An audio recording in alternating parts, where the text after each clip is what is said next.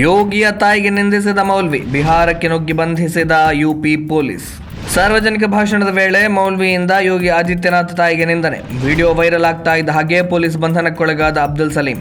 ಉತ್ತರ ಪ್ರದೇಶದ ಮುಖ್ಯಮಂತ್ರಿ ಯೋಗಿ ಆದಿತ್ಯನಾಥ್ ಅವರ ತಾಯಿಯ ಬಗ್ಗೆ ಆಕ್ಷೇಪಾರ್ಹ ಹೇಳಿಕೆ ನೀಡಿದ್ದ ಬಿಹಾರ ಮೂಲದ ಮೌಲ್ವಿ ಮೌಲಾನಾ ಅಬ್ದುಲ್ ಸಲೀಂ ಎಂಬಾತನನ್ನ ಉತ್ತರ ಪ್ರದೇಶದ ಎಸ್ಟಿಎಫ್ ಅಧಿಕಾರಿಗಳು ಬಂಧಿಸಿದ್ದಾರೆ. ಬಂಧನದ ನಂತರ ನ್ಯಾಯಾಲಯದ ಮುಂದೆ ಹಾಜರುಪಡಿಸಲಾಗಿದ್ದು ಕೋರ್ಟ್ ನ್ಯಾಯಾಂಗ ಬಂಧನವನ್ನ ವಿಧಿಸಿದೆ.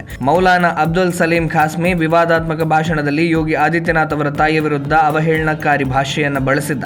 ಈ ವಿಡಿಯೋ ಸಾಮಾಜಿಕ ಜಾಲತಾಣದಲ್ಲಿ ವೈರಲ್ ಆಗಿತ್ತು. ಈ ಬಗ್ಗೆ ಮಾರ್ಚ್ 8ರಂದು ವಿಶ್ವ ಹಿಂದೂ ಪರಿಷತ್ನ ವಕೀಲ ಅಜಿತ್ ಪ್ರತಾಪ್ ಸಿಂಗ್ ಕೊಟ್ವಾಲಿ ನಗರ ಪೊಲೀಸ್ ಠಾಣೆಯಲ್ಲಿ ದೂರು ದಾಖಲಿಸಿದರು. ಈ ಪ್ರಕರಣಕ್ಕೆ ಸಂಬಂಧಿಸಿದ ಹಾಗೆ ಉತ್ತರ ಪ್ರದೇಶ ಎಸ್ಟಿಎಫ್ ಬಿಹಾರದ ಪೂರ್ಣಿಯಾದಿಂದ ಆರೋಪಿ ಮೌಲ್ವಿಯನ್ನ ಬಂಧಿಸಿ ಕರೆತಂದಿತ್ತು. ಕಾನೂನು ಕ್ರಮಗಳ ನಂತರ ಮೌಲ್ವಿಯನ್ನ ಜೈಲಿಗೆ ಕಳುಹಿಸಲಾಗಿದೆ. ನ್ಯಾಯಾಲಯಕ್ಕೆ ಹಾಜರುಪಡಿಸುವ ಮುನ್ನ ಆರೋಪಿ ಮೌಲಾನಾ ತನ್ನ ಅಪರಾಧವನ್ನ ವಿಡಿಯೋ ಮೂಲಕ ಒಪ್ಪಿಕೊಂಡು ಕ್ಷಮೆಯಾಚಿಸಿದ್ದಾನೆ. ವಿಡಿಯೋದಲ್ಲಿ ಮೌಲಾನಾ, ನಾನು ನನ್ನ ಅಪರಾಧವನ್ನು ಒಪ್ಪಿಕೊಳ್ಳುತ್ತೇನೆ. ಬಿಹಾರದ ಭಾಗಲ್ಪುರ ಜಿಲ್ಲೆಯ ಕೊಳಗೇರಿಯಲ್ಲಿ ನಡೆದ ಶೈಕ್ಷಣಿಕ ಜಾಗೃತಿಯ ಸಮಾವೇಶದಲ್ಲಿ ನನ್ನ ಭಾಷಣದ ಸಮಯದಲ್ಲಿ ನಾನು ಉತ್ತರ ಪ್ರದೇಶದ ಮುಖ್ಯಮಂತ್ರಿಯ ತಾಯಿಯ ಬಗ್ಗೆ ಕೆಲವು ಅಸಭ್ಯ ಪದಗಳನ್ನು ಹೇಳಿದ್ದೆ.